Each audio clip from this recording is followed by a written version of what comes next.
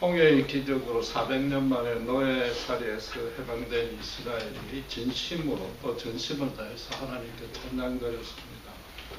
아주 순수한 찬양이고 하나님이 기뻐 받으셨습니다. 그런데 22절에 사흘 길을 걷자 마실 물이 없어서 24절에 모세를 또 원망하기 시작했습니다. 지난주에 말씀드린 대로 인간의 본성이 얼마나 연약하고 가난한지 여실히 보여주는 증거입니다. 그러나 여러분, 고난이 닥친다고 해서 우리가 전지전능하신 하나님이 실존하고 계시고 세상 만사를 주관하신다는 그 기본적인 믿음에는 사실은 변함이 없는 겁니다. 그걸 오히려 더 믿기 때문에 고난이 닥칠수록 더 기도합니다. 대신에 하나님이 왜 이런 일을 허락하시는가? 이번 라스베가스 사건도 그렇지만 그 이유를 알지 못하고 그 이후의 사태가 앞으로 어떻게 전개될지 모르니까 의심과 불안이 생기는 겁니다. 그래서 오늘 본문의 사건도 성경을 앞뒤를 잘 살펴서 이스라엘이 처한 상황을 구체적으로 아셔야 됩니다. 또 하나님이 선물을 허락하시는 그 이유를 정확히 따져봐야 됩니다. 바꿔서 말하면은 그냥 단순히 어떻게 3일 만에 저렇게 믿음이 떨어질 수 있는가 이스라엘을 비난하고 대신에 우리 믿음은 그 정도는 아니다. 그리고 또 굳건하게 성장할 것을 다짐하는 정도로 해석하고 치우는 게 아니라는 겁니다. 그건 성경을 수박 겉핥기식으로 읽는 것이고 성경을 그렇게 표면적으로만 읽으면 믿음이 성장하기는커녕 오히려 자칫 퇴보할 수도 있습니다. 여러분, 전쟁이 나거나 자연재앙이 발생할 때 피난을 갑니다. 그럼 제일 먼저 챙기는 필수품이 뭡니까? 물입니다. 그건 두말할 것도 없이 물입니다. 아무리 한밤중에 한급하게 애국을 탈출했지만은 당시에 그 짐승 가죽으로 만든 주머니에 물부터 잔뜩 챙겼을 것입니다. 그럼 식구끼리 아껴 마시고 사용하면 3일, 한 일주일도 버틸 수 있는 양입니다. 그러니까 지금 이들이 당장 물이 없어서 죽게 된 게 아니고 물 주머니에 이제 물을 다시 채울 때가 된 거예요. 물이 간당간당 남았단 말이에요. 그래서 24절에 모세에게 우리가 무엇을 마실까라고 원망을 한 겁니다. 아직 하나님에게 본격적인 불평은 시작하지 아니했습니다. 말하자면 모세, 네가 이끄는 대로 지금 맞지 않느냐? 네가 40년간 광야 생활을 했다면 어느 곳에 물이 있는지 잘 알 것 아니냐라고 지금 따진 셈입니다. 지금도 오지를 탐험하면은 지리나 기후나 풍습에 능통한 현지 가이드를 채용하지 않습니까? 지금 모세가 그런 길잡이 역할을 하는데 그걸 좀 똑똑히 행하라는 겁니다. 그런데 본문에 있는 이 수르 강야는 모세로서도 지금 처음 오는 지역입니다. 모세가 40년간 양치기 하며 보냈던 미디안 강야는 지금으로 치면은 시나이 반도 동쪽의 바다를 건너편에 건너서 있습니다. 그런데 지금 수르 강야는 시나이 반도 서쪽에 위치하고 있고 애굽에서 바로 며칠 안 된 거리단 말이에요. 모세는 항상 걱정한 게 뭡니까? 애굽에게 체포될까 걱정했기 때문에 애국과 가까운 쪽으로는 올 생각을 아예 안 한 거죠. 애굽에서 3일밖에 안 떨어진 이곳은 모세로서도 완전히 생소한 땅입니다. 거기다가 사실은 모세가 인도한 게 아니죠. 누가 인도했습니까? 하나님의 구름 기둥과 불 기둥을 따라왔단 말이에요. 그것이 이런 게 모세의 잘못이 아니라는 걸 이스라엘 백성도 모를 리가 없는 것이단 말이에요. 대놓고 하나님에게 원망하려니까 괜히 두렵고 3일 전에 그렇게 큰 은혜 받았다고 자기들 입술로 찬양을 해놓고 똑같은 입술로 바로 원망하려니까 스스로 염치가 없는 거죠. 그 애꿎게 모세만 탓한 겁니다. 인간 본성이 얼마나 치사한지 이건 또 다른 증거가 되는 거다. 그렇다면은 하나님이 마라의 선물 쪽으로 인도한 이유를 잘 따져봐야 됩니다. 지금 마라에서 27절에 엘림의 오아시스죠. 그곳에 마라와 엘림 사이는 하루 길밖에 안 됩니다. 그러니까 하나님이 이스라엘을 데리고 가려는 목적지가 엘림이었습니다. 마라는 그곳으로 가는 중간 기착지일 뿐이란 말이에요. 만약에 모세가 그곳 지리에 익숙했다면 그곳에 도착하자마자 백성들 보고 인물은 서니까 마시지 마라. 하루만 더 가면 엘림이 도착할 거라고 설득했을 거 아닙니까? 그럼 이스라엘 백성도 하루 정도는 얼마든지 못 참아줄 일은 없는 겁니다. 지금까지 10가지 재앙이 또 홍해의 기적이 모세가 예고한 그대로 실현이 됐습니다. 그 홍해 기적을 마치고 나서 출애굽기 14장 31절에 이스라엘 백성이 어떻게 했습니까? 여호와를 경외하고 그 종인 모세를 믿었더라. 드디어 이제 완전히 믿었다고 했다.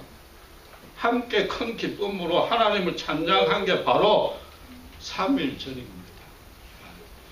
모세도 하루 길만 가면은 엘림이 있는 걸 전혀 몰랐단 말이에요. 모세도 하나님이 왜 이런 곳으로 인도했는지 이해가 안 되는 겁니다. 어쨌든지 간에 지금 병약자도 있을 거고 우리 사랑의 같이 갓난애도 있을 거니까 깨끗한 물이 지금 시급한 겁니다. 모세도 이스라엘 야단을 치지 아니하고 25절에 여호와께 기도했고 여호와가 지시하는 방식 그대로 선물을 단물로 바꾸는 또 다른 기적적인 은혜를 받아 누린 것입니다. 엘림이 목적지다. 하나님은 당신의 백성을 절대로 고의로 위험에 빠뜨리지 아니한단 말이에요. 당장 우리 눈에는 고난처럼 보여도 엘림처럼 빠져나갈 강도를 미리 다 마련해 놓은 겁니다. 신자가 영적으로 이런 하나님 뜻에 대해서 무지하고 전혀 감을 못 잡으니까 완전히 절망에 빠질 때도 있습니다. 하나님이 가만두면 이거 도무지 안 되겠다 싶을 지경에 이르면은 하나님이 기적적으로 정확히 말해서는 하나님만의 방식으로 반드시 구원해 줍니다. 지금 뭐예요? 하나님은 이스라엘이 언제나 믿음은커녕 우상숭배한 죄를 범했는데도 지금 출애굽시키지 않습니까? 가나안 땅에 당신의 나라를 건설할 게 목적이단 말이에요.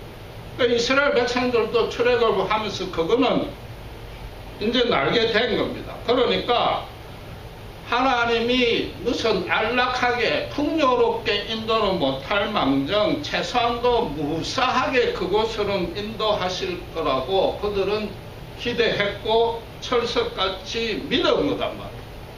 그런데 처음으로 이스라엘이 고난에 겹치고 당장 필요하게 된 게 생존하기에 없어서는 안 되는 물이단 말이에요.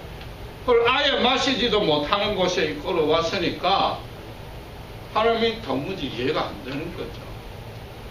차라리 마라가 중간에 없었으면은 그냥 물 남은 걸 가지고 서로 아껴가지고 힘내라고 격려하면서 가다 보면 하루만 더 가면 엘림에 도착할 것 아닙니까? 그런데 여러분 기억하실 건 이거단 말이에요. 이 이스라엘 백성들이 구름 기둥이 가다가 머물면 거기에 장막을 치는 거죠. 지금 사흘길을 갔는데 구름 기둥이 머물고 불 기둥으로 바뀌었는데 그럼 하나님이 여기서 정박하라 했는데 물이 서단 말이에요. 그러니까 어느 누가 의심 안 하고 원망하지 아니할 것인가 말이에요. 하나님의 의도가 도대체 뭐냐? 하나님 뜻이 뭐냐? 이 출애굽을 통해서 이스라엘은 자기들은 하나님의 백성으로 선택됐고 하나님이 함께 하신다는 것은 확신했단 말이에요. 요즘으로 치면은 예수 믿고 구원받은 것이 해당되는 겁니다. 그런데 처음 만나는 게 마라단 말이에요. 무슨 말이에요? 여러분, 예수 믿고 난 이후의 인생이 그 앞에 절대로 분홍 카펫이 깔려 있지 않다는 겁니다. 예수 믿고 나면 오히려 대체로 힘든 일이 더 겹칩니다. 한국의 기독교가 처음으로 구원될 초창기에 예수 믿는다면은 부모나 친척들이 극렬하게 반대했습니다. 그 이유 중에 하나가 뭐냐 하면은 예수 믿으면 집안에 형사가 생긴다는 거죠. 그때는 미신적인 사고가 많았고 또 실제로 그런 현상들이 일어났습니다. 그렇게 된 까닭은 뭐냐? 우연의 일치거나 그게 아니면은 사탄이 해박한 거다. 사탄이 이 땅에 존재하는 유일한 이유는 딱 하나입니다. 단 한 명이라도 예수 십자가를 등지게 만드는 거예요. 오직 그 목적을 달성하기 위해서 필요하면 돈도 주고 건강도 주고 예모도 주고 명예도 줍니다. 그걸 받아놓고 그게 하나님께 받은 걸로 오해하시면 안 된단 말이에요. 그런데도 하나님은 그걸 다 아십니다. 신자들도 오해할 수도 있고 모를 수도 있는 것까지도 하나님은 아시지만은 하나님 당신의 완벽하고 오묘한 섭리가 그런 사탄의 방해를 허용하는 겁니다. 왜 그렇습니까? 요즘 누가복음에서 씨 뿌리는 비유를 배우다시피 사탄에게 씨앗을 뺏기는가? 현실의 재물을 주인으로 삼고 있는가? 과연 정말로 예수님에게 마음밭을 열고 있는가? 그렇지 아니하는 자들 쭉정이를 골라 내려는 겁니다. 알곡은 아무리 숫자가 적을지라도 하나님이 택하시고 하나님이 씨앗을 뿌리고 하나님이 그걸 자라게 해서 반드시 하나님의 일을 수행시킵니다. 우리 여러분 이렇게 작은 숫자가 모여도 진정으로 알곡이라면 우리를 통해서 얼마든지 큰 일을 이룰 수 있는 겁니다. 그 선별하는 데 가장 효과적이고 자주 쓰는 방안이 고난을 통과시킵니다. 단순히 의지력, 인내심을 테스트하는 게 아니고 고난을 통해서 우리 자아가 철저하게 깨어져야 비로소 하나님의 은혜가 얼마나 귀한지 안단 말이에요. 여러분 오해하는 마세요. 하나님이 누가 어떤지 몰라서 어떤 그 반응을 보고 일을 시키고 당신의 판단 기준으로 삼겠다는 게 절대 아닌 겁니다. 이미 택한 백성입니다. 이미 영광스러운 계획을 만들어 놓으셨습니다. 그 사람들에게 고난을 허락한단 말이에요. 당신의 은혜와 권능이 얼마나 풍성하고 좋은지 직접 삶에서 체험해보라는 거죠. 쉽게 말해서 고난을 겪다 보면 하나님은 반드시 합력해서 선으로 이루시는 분이다. 그 믿음을 갖게 합니다. 우리 몰라도 돼요. 결과는 보장이 되어 있어요. 그걸 확신시키게 하는 겁니다. 그래서 특히 앞으로 어떤 고난이 닥쳐도 도무지 이해할 수 없고 어떻게 전개될지 몰라도 당당하게 와서라는 겁니다. 하나님은 지금 이 단계에서 이스라엘의 믿음이 연약하고 아주 초보적인 단계라는 걸 알고 계셨습니다. 그러니까 하루 길 만에 엘림을 예비해 본 겁니다. 그들의 불만도 모세를 통해서 전혀 꾸짖지 아니했습니다. 모세가 기도하자마자 바로 응답해 주었습니다. 지금 마라와 엘림을 정반대를 눈에 화끈하게 보이도록 대조시켰습니다. 하나님의 섭리가 어떠한지 이 믿음이 연약한 자들이 그것만 둘만 봐도 쉽게 하나님에 대해서 알 수 있게 만들어 주었다. 하나님의 최종 목적지는 물론 가나안 땅입니다. 이 엘림도 또한 중간 기착지에 불과합니다. 그 후에 여정이 어떻게 됐습니까? 여러분 잘 아시지 않습니까? 정말로 마실 것 먹을 것 없는 신 강가로 갔고 아예 물이 없으니까 어떻게 수로보다 훨씬 척박한 곳이고 마라하고는 비교가 안 되는 곳이에요. 거기에서 반석을 쳐서 연못을 바꾼 게 아니라 바위를 쳐서 물을 내고 하늘에서 만나와 메추라기를 주고 그렇게 해서 결국 도착한 데가 어디? 시내산이란 말이에요. 시내산. 거룩한 율법을 수여하려고 지금 그 과정을 통과하는 거예요. 하나님의 일정표가 어떻는지, 하나님이 어떤 뜻으로 지금 고난을 허락하는지, 하나님의 계획이 뭔지 이제 짐작할 수 있잖아요.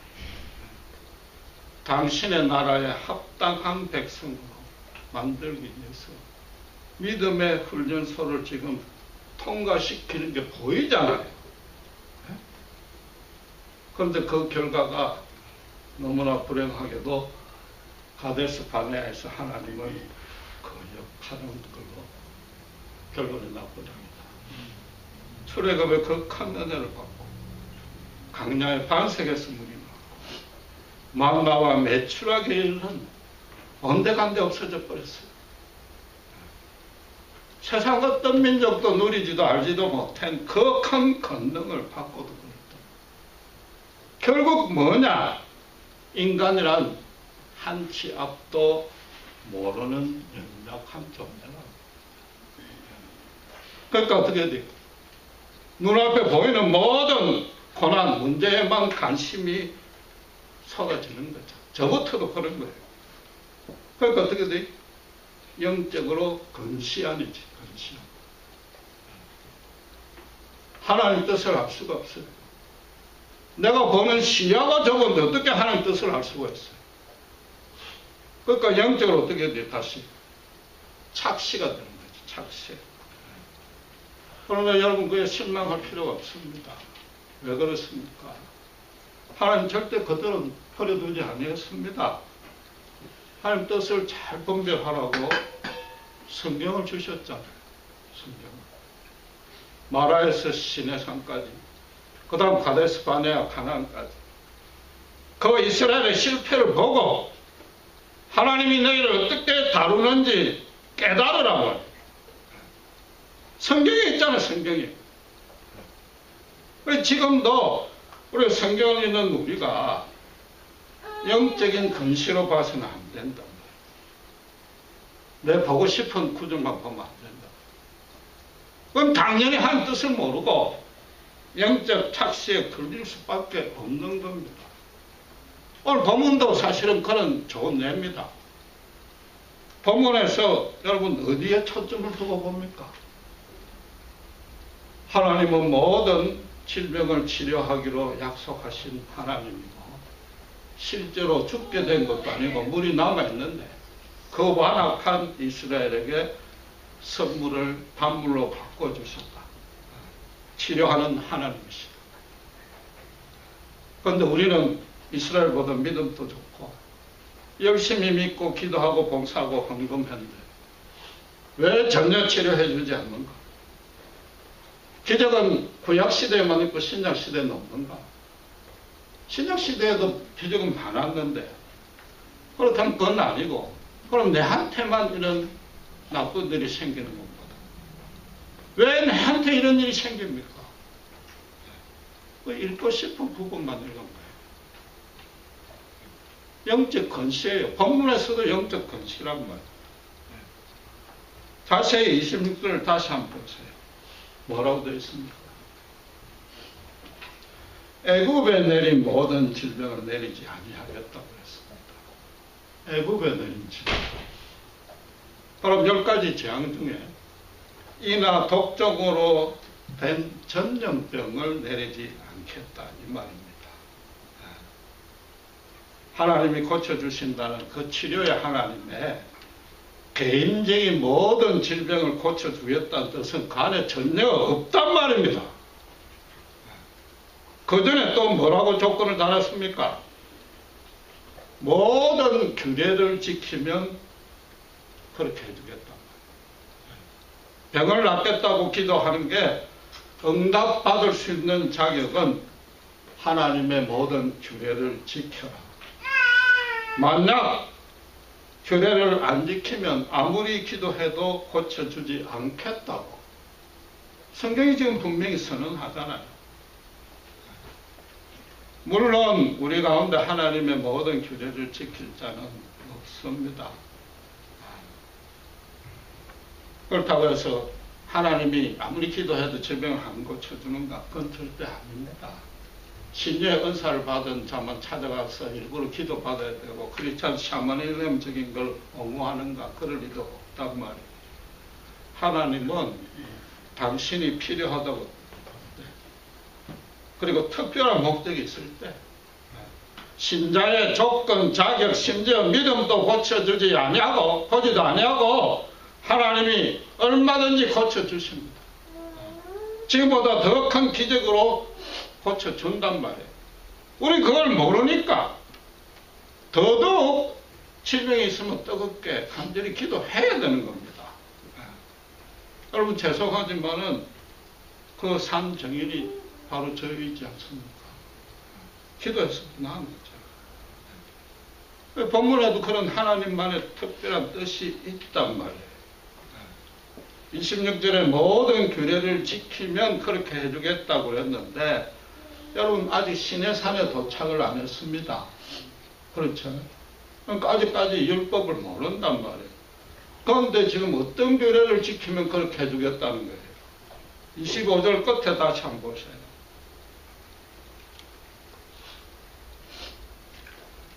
25절 끝에 보면은 마라의 선물의 그 현장에서 하나님이 법도와 율례를 정합니다. 그걸로 그들을 시험하겠다고 합니다. 그 시내산 율법이 아닙니다. 그 현장에서 잠시 준 규례란 말이에요. 그럼 그 규례가 뭐겠습니까? 그럼 아주 간단하게 추측할 수 있습니다. 미국에서 비행기 탈 때 어떤 순서로 태웁니까? 맨 먼저 핸디캡과 병자를 태우고 그 다음에 어린이, 노약자, 여자 태우고 마지막에 남자 성인을 태운단 말이에요. 지금 200만 명이 가죽 주머니 들고 물 챙기려고 줄 서가 있단 말이에요. 물 챙기고 다시 행군하는데 그냥 놔두면 아수라장 될 것 아닙니까? 여러분 지금 출애굽 기사를 쭉 살펴봤지만은 이스라엘은 나라도 없고 질서도 없고 체계도 없고 완전히 배가 본다 유랑민이요 난민 수준밖에 안 됩니다. 거기다가 지금 마라에 딱 와보니까 모세가 뭐 생각보다 강야 전문가도 아니거든요. 그러니까 믿을 거라고 내 밖에 없다. 가만 놔두면 어떻게 됩니까? 배대 서다 연못처럼 되는 거죠. 힘센 사람이 물에 먼저 뛰어 들어가듯이 된답니다. 하나님이 모세의 기도에 응답해가지고 물을 단물로 바꾸게 해주는 지혜를 가르쳐 줄 때에 모세에게 이 지혜도 함께 줬다는 겁니다.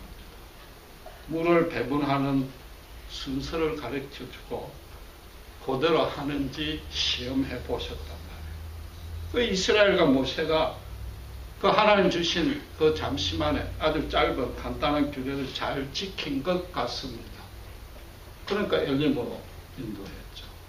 만약에 그때 난리가 났더라면 그런 기둥이 엘림으로 안 가고 바로 신강료로 틀림없이 갔을 거라고. 이스라엘은 이때까지만 해도 하나님에게 은혜 받고 찬양했던 그 감격이 채 가시지 아니한 겁니다. 3일 만에 마실 물이 없을지라도 조금은 그 믿음이 남아있단 말이에요. 만약에 물이 정말 하나도 없고 막 엘림 있는 줄도 모르고 다 죽게 생겼더라면은 그 교회 바다도 진짜 뭐 아무 상관없이 난리가 났을 겁니다. 난장판이 났을 거랍니다. 여러분 하나님이 얼마나 세밀하시고 얼마나 자상하신가. 그 하나님을 볼 줄 아셔야 된다. 이스라엘이 얼마나 연약한가.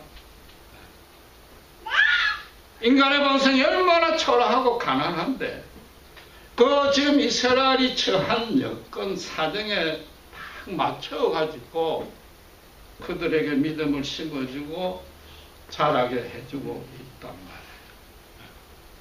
치료하는 하나님이 분명히 말했습니다. 애굽의 질병을 안 주겠다고 말했습니다.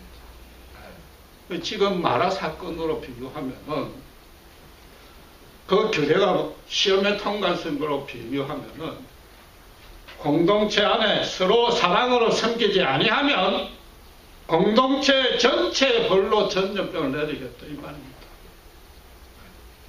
만약에 공동체 안에서 진정으로 서로 섬기면은 전염병은 절대 내리지 아니하겠다는 겁니다. 그게 뭐예요? 구약 성경에 하나님의 일관된 심판과 구원 원리입니다. 전쟁과 전염병과 대적의 침입과 그걸로 벌을 하겠다는 거단 말이에요. 지금 성경이라는 것은 하나님을 계시해 놓은 겁니다. 인간에 대해서 설명할 필요 없어요. 인간이 얼마나 초라한지 자기 자신을 보면 알면 되니까. 얼마든지 알 수 있으니까. 이스라엘, 라스베가스 요번 사건을 보면 알잖아요. 성경은 하나님이 어떤 분인가를 계시해 놨기 때문에 하나님 중심으로 읽지 아니하면은 영적 근시와 착시가 생깁니다. 그러니까 뭐예요? 기껏해서 마치 이스라엘이 우리보다 믿음이 훨씬 떨어진 양 착각밖에 안 한다. 영적인 난독증이 부리는 거죠. 여러분, 월드비전이라고 전 세계에 특별히 아프리카 구호를 전담으로 하는 크리스찬 구호기관 아실 겁니다.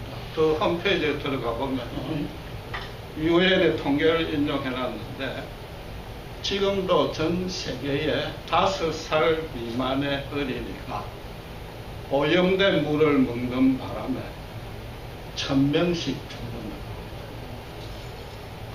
1년이면 36만 5천 명. 어른들까지 포함하면 그 몇 배가 될 겁니다. 물이 생명을 유지할 수 있는 필수인데 그 물을 못 마셔서 죽고 있습니다. 하나님이 인간을 창조할 때 첫 번째 내린 명령이 뭡니까? 생육하고 번성하고 정복하라. 생명을 소중하게 보존하라. 남녀간에 결혼해서 후손을 번창시켜라. 하나님 대신에 이 땅을 거룩하게 다스려라. 물 하나 못 먹고 1000명이나 매일 죽은 거는 환경오염이란 말이에요. 이 땅을 정복을 못한 거죠. 제대로 개발을 못한 거예요. 지금 동성애가 번창하고 있는데 그 바람에 후손이 정식이 안 돼. 동성애는 성적 문제가 아니라 죽음의 문화를 번창하는 거단 말이에요. 그런 심각성도 모르고 크리스찬들마저도 신체적인 이유가 아닌 이상에도 오직 생활고가 두렵다. 어떻게 애 먹이 살릴까? 그걸 걱정을 해가지고 결혼도 안 하고 결혼해놓고는 아기도 안 가지려고 그런단 말이에요. 하나님의 명령이 첫 번째 창조한 그 명령이 수천 년이 지났는지 수만 년이 지났는지 모르지만 단 하나도 온전히 지켜지지 않겠어요. 인류 역사상 문명이 최고도로 발전하고 인권의 자유, 평등이 최고로 보장이 되었습니다.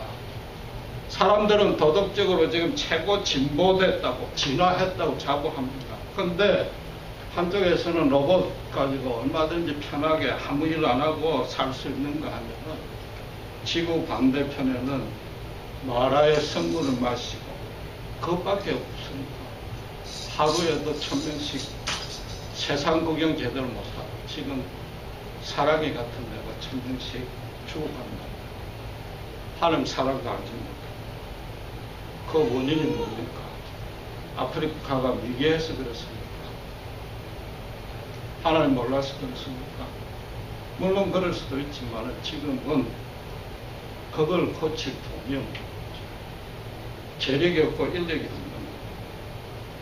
이웃이 굶어 죽든 말든 전혀 상관하지 않냐고 내와 내 가족, 내 나라 풍족하는데 오직 거기에만 신경을 쓰는 인간들의 탐욕 때문에 죄송하지만 크리스찬 노예는 19세기, 20세기에는 크리스찬이 더 앞장서서 죽였어요. 여러분, 치료하시는 하나님의 더 구체적인 뜻이 뭐냐? 너희가 사랑하라. 너희 공동체 안에 사랑하라. 간단하게 질서라도 지켜라. 약하고 힘이 없는 이웃을 먼저 돌보라. 남자들끼리만 조금 적게 마시고 안 마시고 참으면 얼마든지 엘림에 도달할 수 있단 말이에요. 그러면은 하루길만이라도 하나님의 은혜가 예비되어 있다. 그게 지금 치료하시는 하나님의 참 뜻이단 말이에요. 예수님이 뭐라고 그랬어요? 모든 율법과 선지자의 강령이 하나님을 사랑하라. 그와 똑같이 이웃을 사랑하라. 예수님이 약속하신 축복은 딱 하나밖에 없습니다. 나눠주라. 재지 말고 후히 주라. 그럼 주겠다. 그 약속밖에 없는 겁니다. 예수님은.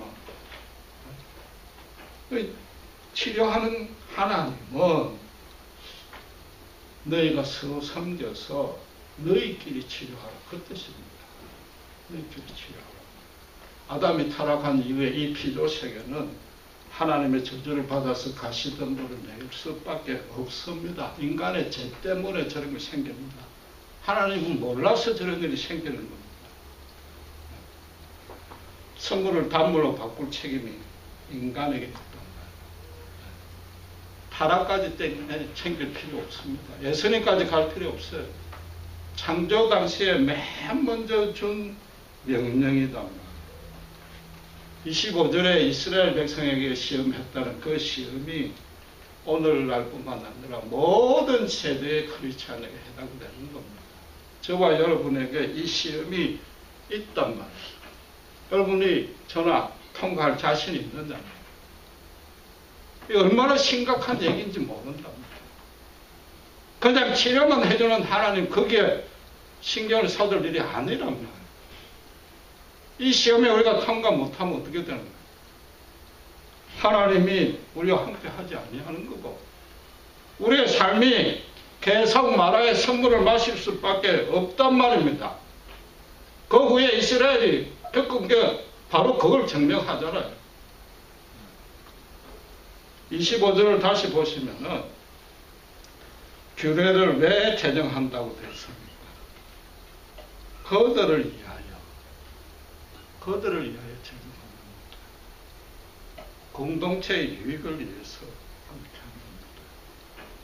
아프리카에서 우물 하나 파는 데는 물론 월드비전이라도 중장비 동원해야 되니까 뭐 만불, 2만불 듭니다. 그러나 꼭 지금 그걸 참고로 말씀드리는데 개인 부자 35불이면 무엇이라도 참여가 가능합니다.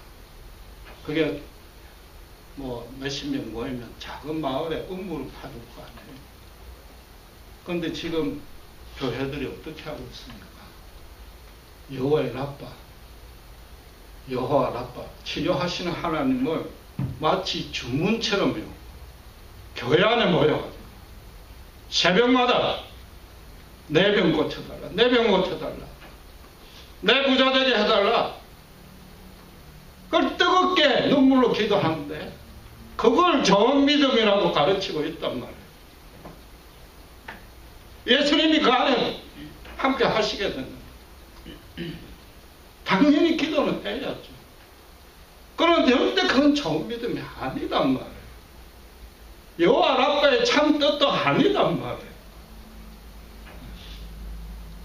지난주와 마찬가지로 다시 실망하고 좌절하려고 이 말씀 드리는 게 아니라 예수님 지금 뭐예요? 우리를 위하여 시험한다고 했습니다. 우리를 위하여. 이웃과 나누고 섬기는 것. 그게 신자의 최고 기쁨이라는 겁니다. 실제로 이웃과 나누고 사랑할 때 그 사이에 예수님이 강력하게, 우리도 기대 못했던 것, 흔히 하는 말로 이해 못하는 엄청난 은혜와 권능으로 역사하십니다. 기도하겠습니다. 하나님 아버지, 늘 감사합니다. 단순히 치료하는 하나님, 무슨 질병이든 고쳐주겠다는 뜻이 아니고 공동체 안에 서로 사랑으로 섬길 때에 큰 질병을 막아주신다는 참으로 깊은 뜻임을 배웁니다. 우리의 믿음을 다시 한번 점검해보기를 원합니다. 하나님 얼마나 자비하고 자상하고 섬세하신지, 우리의 모습이 지금도 주님 앞에 내셔도 단 하나 없다는 것 우리 잘 알고 기도 때마다 고백하는데도 정말 넘치는 은혜로 함께 하심을 믿습니다. 하나님의 뜻을 제대로 할 때에, 그리하여 재지 않고 후히 나눠줄 때에, 우리 당장의 가족에서 시행할 때에 주님의 놀라운 은혜가 특별히 치료하는 하나님의 권능만도 임할 줄 믿습니다. 우리에게 줄로 주어진 이 공동체 안에 속한 것 너무 귀하고, 우리를 위해서, 서로를 위해서, 또 이 멤피스 지역의 믿지 않는 영혼들을 위해서, 특별히 고난 가운데 있는 자들을 찾아가 섬기고 기도하는 저희들 되게 해 주시옵소서. 하나님의 놀라우신 축복을 단 한 명도 놓치지 아니하고 여호와 라파를 하나님은 실제로 삶에서 체험할 수 있도록 우리 모두를 축복해 주시옵소서. 감사합니다. 우리 주 예수 그리스도 이름으로 기도드리겠습니다.